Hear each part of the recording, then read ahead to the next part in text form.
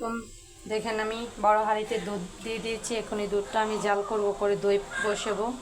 দই পাতার জন্য নিয়েছি মূলত, যেহেতু অনেক গরম, বাচ্চারাও দুধ খেতে চায়, মানে দুধ খেতে চায় না, তাই ভাবলাম দই করে দিই, বাচ্চারাও পছন্দ করে দই খাবে।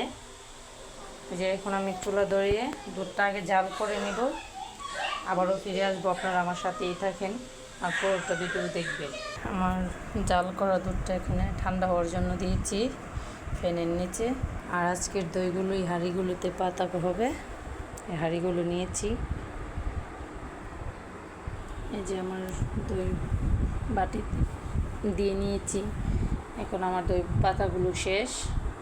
অবশ্যই সকালের জন্য আপনাদেরকে ওয়েট করতে হবে।